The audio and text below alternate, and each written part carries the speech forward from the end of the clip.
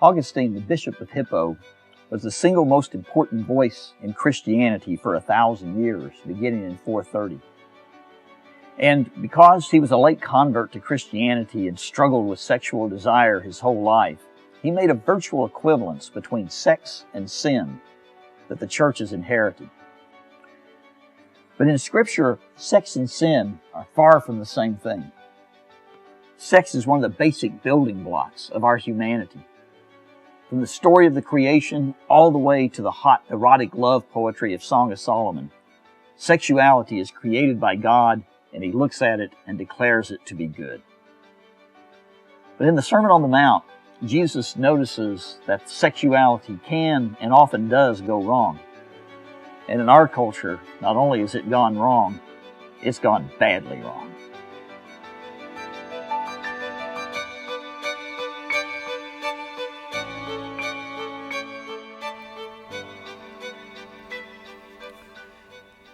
You have heard that it was said, "You shall not commit adultery." But I tell you, anyone who looks at a woman lustfully has already committed adultery. Well, that kind of makes you wonder, is there anybody in the world who's not an adulterer?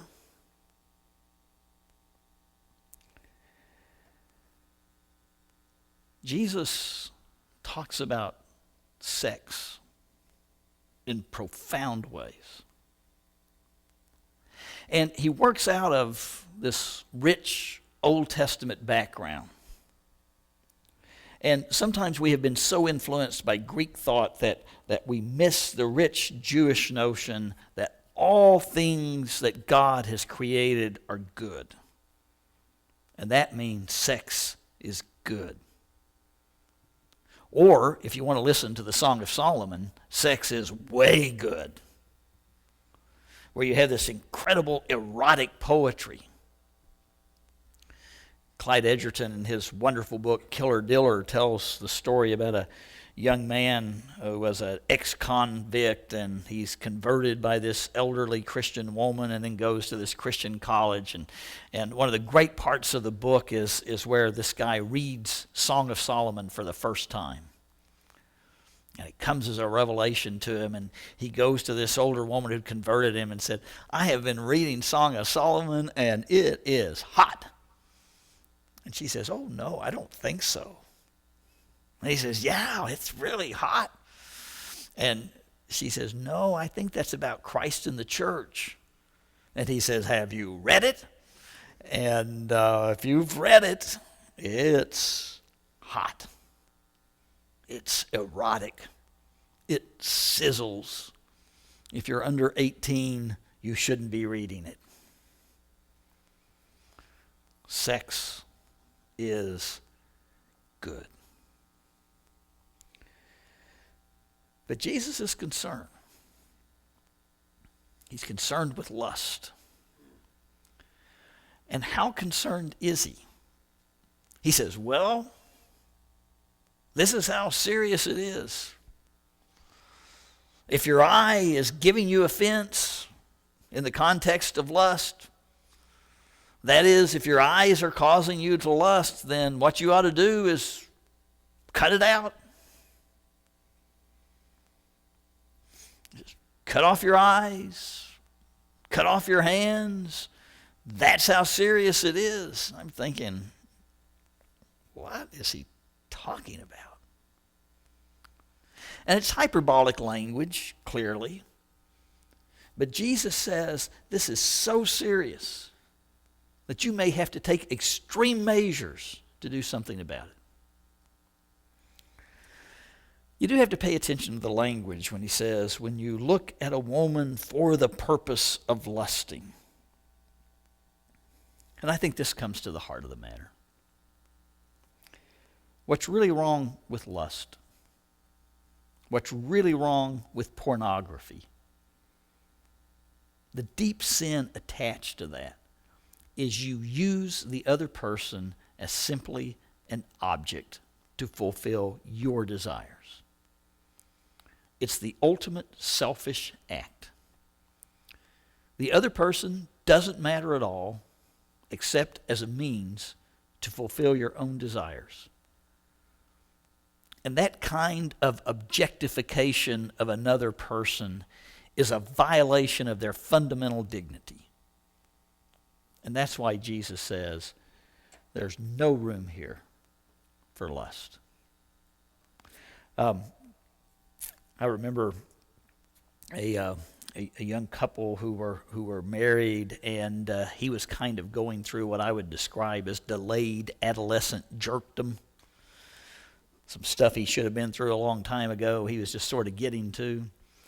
And while his wife was in the house, he would be watching pornography.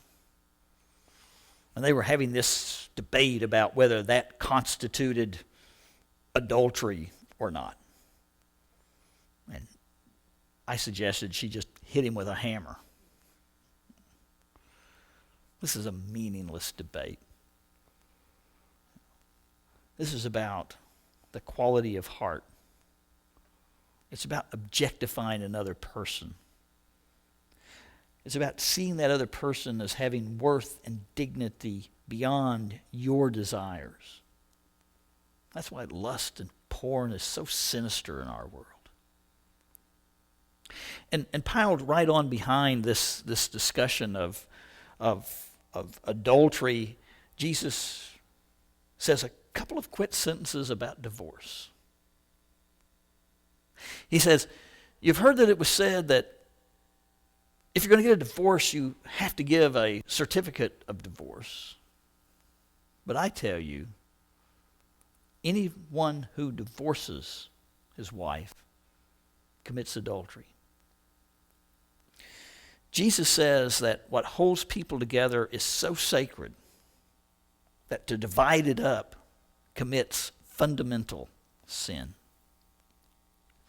And in a world of throwaway marriages, his words ring hard in our ears. You really mean this? That getting a divorce is tantamount to adultery? And I wonder if they're working out of the same framework, where Jesus says, as long as you're preoccupied with your own needs, your own desires, when the other person is only an object to fulfill your needs, and so when that spouse stops fulfilling needs in the way that you want them to, then you'll throw them away and get another one. Then it's the same sort of objectification that you do with that person that you use as the object of your lust. One of my favorite Christian authors, Sheldon Van Auken, a friend of C.S. Lewis, said years ago that what you should do when you get a new car is you should get a hammer and go out and put the first dent in it yourself. Then you're not afraid to use it anymore. That way you don't have to park at the end of the parking lot at Walmart because you've already put the first dent in it yourself. Because his point was this: things are not to be loved, they're to be used. And the corollary to that is this: people are not to be used, they're to be loved. And it is amazing how much time we spend loving and caring for things and using people. What would happen if we took seriously the fact that things are to be used and not loved, and people are to be loved and not used? I'm really grateful that I grew up when I did. Pornography was available when I was a young person, but you had to work to get it. You had to take chances. You had to take risks. You could get caught.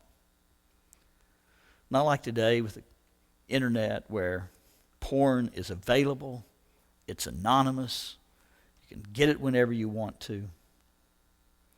We've created a whole society that thinks that people are out there to fulfill their desires. And we've created a world where if a spouse doesn't fulfill my needs anymore, they're a throwaway item. Jesus calls us back to a different view of the world, where people are to be loved, not used, where faithfulness is a deep and powerful characteristic of our lives. One can't help but admiring a beautiful girl, handsome man. You glance, you appreciate, you think, boy, God's a great creator. It's when we take that next step and we linger and we desire and we use that person, not as a person, but as a thing. Can you imagine a world where we put that away? Where we really loved people with integrity for who they are and stopped using them as objects of our own fulfillment? I don't know about you, but that's a world I'd love to live in.